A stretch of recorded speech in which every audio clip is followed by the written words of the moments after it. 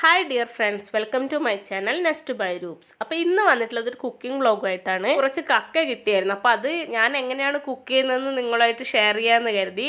ഞാൻ ഒരുപാട് തവണയൊന്നും ഇത് കഴിച്ചിട്ടില്ല, 1-2 തവണയേ കഴിച്ചിട്ടുള്ളൂ. അപ്പോൾ ഇതിൻ്റെ ക്ലീനിങ് രീതികളൊന്നും ഞാൻ കാണിക്കുന്നില്ല, കാരണം എനിക്ക് തോടൊക്കെ മാറ്റിയിട്ടുള്ള കക്കയാണ് കിട്ടിയിട്ടുള്ളത്. അപ്പോൾ ഞാനൊരു 3-4 തവണ നല്ല രീതിയിലൊന്ന് കഴുകിയെടുത്തിട്ടുണ്ട്. കാരണം നല്ല രീതിയിൽ തന്നെ പൂഴിയൊക്കെ പറ്റിപ്പിടിക്കാൻ സാധ്യതയുണ്ട്. അതുപോലെ തന്നെ കക്കയുടെ തോടിൻ്റെ അംശങ്ങളൊക്കെ ഉണ്ടാകാം. അപ്പോൾ അതൊക്കെ മാറ്റി നല്ല രീതിയിൽ വൃത്തിയിൽ കഴുകിയെടുത്ത് വെച്ചിട്ടുള്ളതാണിത്. ഞങ്ങളുടെ നാട്ടിലൊക്കെ കല്ലുമ്മക്കായാണ് മെയിൻ. കക്ക ഞാൻ അങ്ങനെ കണ്ടിട്ടില്ല. ആലപ്പുഴ ആ സൈഡിലൊക്കെയാണ് ഇത് മെയിനായിട്ട് കിട്ടാറുള്ളതെന്ന് തോന്നുന്നു. ഞാൻ ഈ കക്ക കൊണ്ട് റോസ്റ്റാണ് ചെയ്യാൻ ഉദ്ദേശിക്കുന്നത്. ഞാൻ മുന്നേ അങ്ങനെയാണ് വെച്ചിട്ടുള്ളത്. ആ രീതിയിലാണ് ഞാൻ കാണിച്ചു തരുന്നത്. ഇനി നിങ്ങൾക്ക് വേറെ രീതിയിൽ ഇത് ചെയ്യാൻ അറിയെങ്കിൽ താഴെ കമൻറ്റ് ചെയ്യുക. ഇത് ഞാൻ ആദ്യം ഒന്ന് കുറച്ച് വെള്ളം ഒഴിച്ച് തിളപ്പിച്ചെടുക്കുന്നുണ്ട്. അപ്പോൾ തിളപ്പിക്കുമ്പം ഞാൻ അതിലേക്ക് 4-5 അല്ലി കൊടംപുളി കൂടെ ചേർക്കുന്നുണ്ട്. ഇങ്ങനെ വെള്ളത്തിലിട്ട് വേവിച്ച് എടുക്കുന്നൊന്നുമില്ല കക്ക, കാരണം അത് ഓയിലിട്ടൊന്ന് ഫ്രൈ ചെയ്ത് വരുന്ന റോസ്റ്റായി വരുന്നതാണ്. അപ്പോൾ ഈ കൊടംപുളിയും കുറച്ച് ഉപ്പും കൂടെ ചേർത്ത് ഒരു തിള വരുന്ന രീതിയിൽ മാത്രമേ ഞാനിത് തിളപ്പിക്കുന്നുള്ളൂ. കണ്ടില്ലേ, നല്ല രീതിയിൽ അതൊന്ന് തിള വന്നിട്ടുണ്ട്. ഇനി നമുക്കിത് കോരി മാറ്റാം. ഞാൻ നേരത്തെ പറഞ്ഞ പോലെ ഇത് നല്ല രീതിയിൽ കുക്കായി വരുമൊന്നും വേണ്ട, കാരണം നമ്മൾ റോസ്റ്റ് ചെയ്തെടുക്കുമ്പോൾ നല്ല രീതിയിൽ കുക്കായിക്കോളും. അപ്പോൾ എല്ലാം നമുക്കിതുപോലെ ആ വെള്ളത്തിൽ നിന്ന് കോരി മാറ്റാം. നമ്മൾ ഇന്ന് കക്ക റോസ്റ്റ് ചെയ്യാൻ പോകുന്നത് ഒരു ചീനച്ചട്ടിയിലാണ്, ഇരുമ്പിൻ്റെ ചീനച്ചട്ടിയാണ്. നമ്മളാണല്ലോ ഈ നോൺ സ്റ്റിക്ക് പാത്രങ്ങളിലും അലൂമിനിയം പാത്രങ്ങളിലൊക്കെ കുക്ക് ചെയ്ത് നമ്മുടെ കുക്കിംഗ് പണി ഒന്ന് എളുപ്പമാക്കിയെടുക്കുന്നത്. പണ്ടുള്ളവരൊക്കെ ഇതുപോലെ ഇരുമ്പിൻ്റെ പാത്രങ്ങളിലും മൺപാത്രങ്ങളിലൊക്കെയാണ് കുക്ക് ചെയ്തിട്ടുണ്ടായിരുന്നത്. അതിൻ്റെ ടേസ്റ്റും ഒന്ന് വേറെ തന്നെയാണ്. അപ്പം നമ്മൾ റോസ്റ്റ് ചെയ്യാൻ പോകുന്നതിന് മുന്നേ കുറച്ച് തേങ്ങാക്കൊത്തൊന്ന് റോസ്റ്റ് ചെയ്തെടുക്കാം.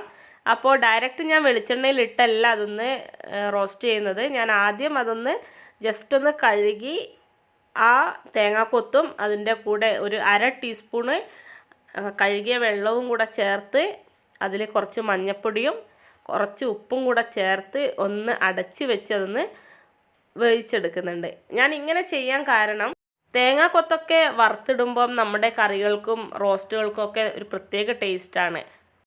കഴിക്കുന്നതിനിടയിൽ ഇടയ്ക്ക് ആ ഒരു തേങ്ങാക്കൊത്തൊക്കെ കടിക്കുമ്പം ആ ഒരു ഇഷ്ടമുള്ളവരുണ്ടാകും. പക്ഷെ എനിക്ക് അങ്ങനെ ഒരുപാട് ഇഷ്ടമല്ല തേങ്ങാക്കൊത്ത് ഉണങ്ങി അത് ഇങ്ങനെ ഭക്ഷണം കഴിക്കുന്നതിൻ്റെ ഇടയിൽ അത് കടിക്കുന്നത്. അപ്പോൾ ഇങ്ങനെ ഒന്ന് ജസ്റ്റ് ഒന്ന് വേവിച്ചെടുത്ത് അതൊന്ന് റോസ്റ്റ് ചെയ്തിടുകയാണെങ്കിൽ തേങ്ങ കഴിക്കാൻ നല്ല ടേസ്റ്റാണ്.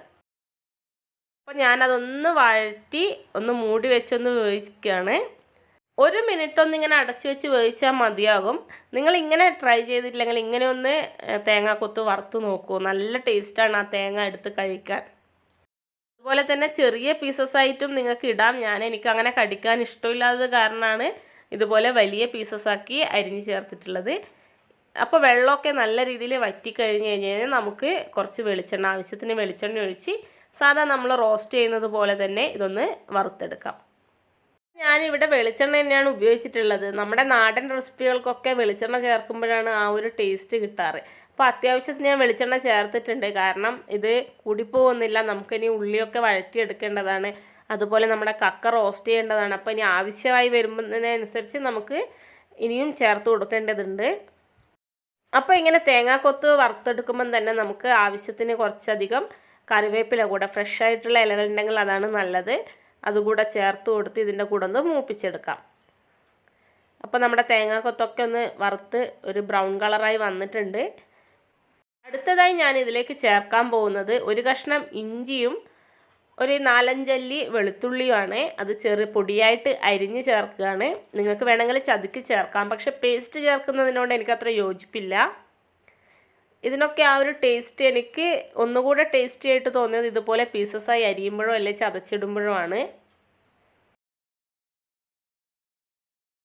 അപ്പോൾ വെളിച്ചെണ്ണയിൽ കിടന്ന് അതൊക്കെ ഒന്ന് അതിൻ്റെയൊക്കെ ഒരു പച്ചമണം മാറിയതിന് ശേഷം ഞാൻ 2 പച്ചമുളകും ചെറുതായി അരിഞ്ഞ് ചേർക്കുന്നുണ്ട്. അപ്പോൾ വെളിച്ചെണ്ണയിൽ ഇങ്ങനെ തേങ്ങാക്കൊത്തും കറിവേപ്പിലയും ഇഞ്ചി വെളുത്തുള്ളി പച്ചമുളക് ഇതൊക്കെ ഒന്ന് റോസ്റ്റായി വരുന്ന ആ ഒരു സ്മെല്ലുണ്ടല്ലോ, നല്ലൊരു സ്മെല്ലാണ്.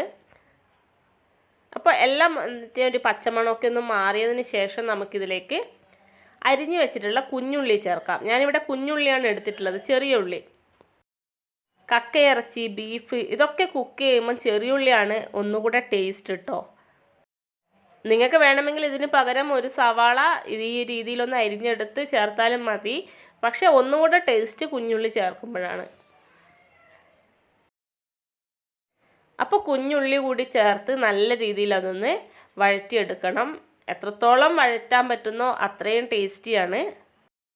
നമ്മൾ എന്ത് മസാല, എഗ് റോസ്റ്റോ ചിക്കൻ റോസ്റ്റോ എന്തുണ്ടാക്കുമ്പോഴും മസാലയിൽ ഉള്ളി എത്രത്തോളം വഴണ്ട് കിട്ടുന്നോ അതിനനുസരിച്ച് അതിൻ്റെ ടേസ്റ്റ് കൂടത്തേ ഉള്ളൂ.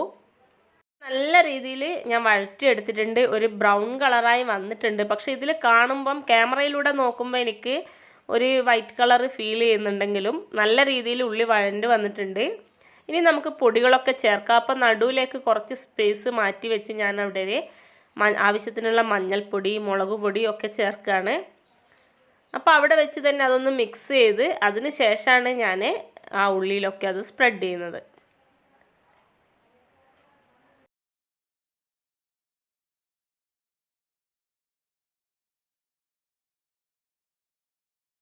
അപ്പോൾ നല്ല രീതിയിൽ എല്ലാം ചേർത്ത് നല്ല രീതിയിൽ ഒന്നുകൂടെ വഴറ്റിയെടുക്കാം. അപ്പോൾ വെളിച്ചെണ്ണ കുറച്ച് കുറവാണെന്ന് തോന്നിയതുകൊണ്ട് ഞാൻ കുറച്ചുകൂടെ ആഡ് ചെയ്തിട്ടുണ്ട്. അപ്പോൾ നമ്മളെ കക്ക എന്തായാലും റോസ്റ്റ് ചെയ്യേണ്ടത് വെളിച്ചെണ്ണയിലാണ്. അതുകൊണ്ട് കൂടിപ്പോകുന്നില്ല. ആവശ്യത്തിനുള്ള വെളിച്ചെണ്ണയൊക്കെ നമ്മൾ ഉപയോഗിക്കണം. എങ്കിലേ നമ്മൾ വിചാരിച്ച ആ ഒരു ടേസ്റ്റിൽ നമുക്ക് കഴിക്കാൻ പറ്റുള്ളൂ. ഇനി ഇതിലേക്ക് മെയിൻ മസാലയായിട്ട് വേണ്ടത് പെരിഞ്ജീരകത്തിൻ്റെ പൊടിയാണ്. അപ്പോൾ ഞാൻ ആദ്യം ഇവിടെ എൻ്റെ കയ്യിലുള്ള ഗരം മസാല കൂടെ ചേർക്കുന്നുണ്ട്. കാരണം ഞാനിത് പെരിഞ്ജീരകം ചേർത്ത് പൊടിച്ചതാണ്. മല്ലിപ്പൊടി ചേർക്കാതെ പട്ട, ഗ്രാമ്പു, ഏലക്ക, പെരിഞ്ജീരകം ഒക്കെ ചേർത്ത് പൊടിച്ചതാണ്. എനിക്ക് ഈ ഗരം മസാല ഒരുപാട് ഇഷ്ടമാണ്. അതുകൊണ്ട് ഞാനിത് ചേർത്ത് കൊടുത്തു എന്നേ ഉള്ളൂ. ഇനി മെയിൻ ഇൻഗ്രീഡിയൻ്റ് ആയിട്ടുള്ള പെരിഞ്ജീരകം ഞാൻ കുറച്ച് കുരുമുളകും അതുപോലെ തന്നെ കുറച്ചധികം പെരിഞ്ജീരകവും ചേർത്ത് പൊടിച്ചെടുത്തിട്ടുണ്ട്. അത് 1.5 ടീസ്പൂൺ നമുക്കിതിലേക്ക് ചേർത്ത് കൊടുക്കാം.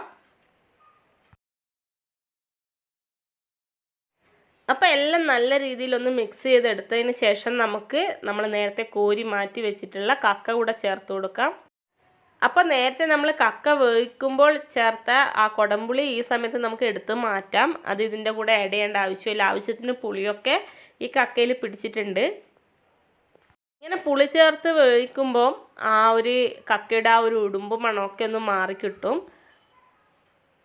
അപ്പോൾ കക്ക തേച്ച് ഞാൻ ഇതിലേക്ക് ചേർത്ത് കൊടുത്തിട്ടുണ്ട്. അപ്പോൾ ഇതിപ്പോൾ നിങ്ങൾ നോക്കുമ്പോൾ പാത്രം നിറയെ ഉള്ളതുപോലെ തോന്നും. പക്ഷേ ഇതൊന്ന് റോസ്റ്റായി വരുമ്പം പകുതിയായി കുറഞ്ഞു. ഇതൊന്ന് ഇളക്കി മിക്സ് ചെയ്തെടുക്കാൻ കുറച്ച് പാടുണ്ട്. അപ്പോൾ പുറത്തൊന്നും പോകാതെ നല്ല രീതിയിൽ മിക്സ് ചെയ്തെടുക്കണം. അപ്പോൾ നിങ്ങൾ പാകം ചെയ്യുമ്പം കുറച്ച് വലിയ പാത്രത്തിൽ ഉണ്ടാക്കുന്നതാണ് നല്ലത്.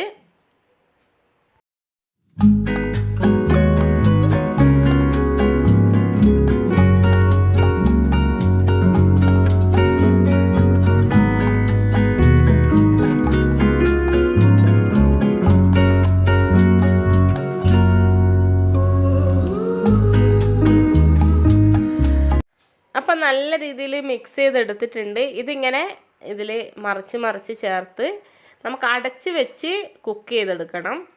അപ്പോൾ അടച്ച് വെച്ച് കുറച്ച് സമയം കഴിഞ്ഞ് അതൊന്ന് തിരിച്ച് ഇളക്കി കൊടുത്ത് ഒന്നുകൂടെ അടച്ച് വെച്ച് അങ്ങനെ ഒരു 10 മിനിറ്റോളം കുക്ക് ചെയ്തെടുക്കാനുണ്ട്. അപ്പം നമ്മൾ കക്ക വേവിക്കുമ്പോൾ കുറച്ച് ഉപ്പ് ചേർത്തിട്ടുണ്ടായിരുന്നു. അതുപോലെ തേങ്ങാക്കൊത്ത് വറുത്തെടുക്കുമ്പോഴും കുറച്ച് ഉപ്പ് ചേർത്തിട്ടുണ്ട്. അപ്പോൾ ഉപ്പിൻ്റെ അളവ് കുറവാണെന്ന് തോന്നിയതുകൊണ്ട് ഞാൻ കുറച്ചുകൂടെ ചേർക്കുകയാണ്. ഇങ്ങനെ 10 മിനിറ്റ് അടച്ച് വെച്ച് വേവിക്കുക. ഇടയ്ക്ക് ഇളക്കി കൊടുക്കുക. ഇപ്പം നമ്മുടെ കക്ക റോസ്റ്റ് ഇവിടെ റെഡി ആയിട്ടുണ്ട്. ഇനി നമുക്കിതിലേക്ക് ഫ്രഷായിട്ട് കുറച്ചുകൂടെ കറിവേപ്പില ചേർക്കണം. നാടൻ ഡിഷസിലൊക്കെ നമ്മൾ കറിവേപ്പില എത്രത്തോളം ചേർക്കുന്നോ അത്രയും ടേസ്റ്റിയാണ്. അതുപോലെ തന്നെ വെളിച്ചെണ്ണയിൽ കുക്ക് ചെയ്യണം. അപ്പം നമ്മൾ ഇരുമ്പിൻ്റെ പാത്രങ്ങളിലൊക്കെയാണ് കുക്ക് ചെയ്യുന്നതെങ്കിൽ ഒന്നുകൂടെ ടേസ്റ്റിയാണ്. അപ്പോൾ ഇത് നല്ല ബ്രൗൺ കളറായി വന്നിട്ടുണ്ട്. പക്ഷേ വീഡിയോയിൽ ക്യാമറയിൽ കാണുമ്പോൾ എനിക്ക് അങ്ങനെ അത്രയൊരു നിറം തോന്നുന്നില്ല. ഇനി അവസാനമായിട്ട് നമ്മൾ ഒഴിച്ചുകൂടാൻ പറ്റാത്ത ഒരു കാര്യമാണ് കുരുമുളക്. അപ്പോൾ കുരുമുളക് കൂടെ നല്ല രീതിയിൽ ചേർത്ത് നല്ല രീതിയിലൊന്ന് മിക്സ് ചെയ്തെടുക്കണം.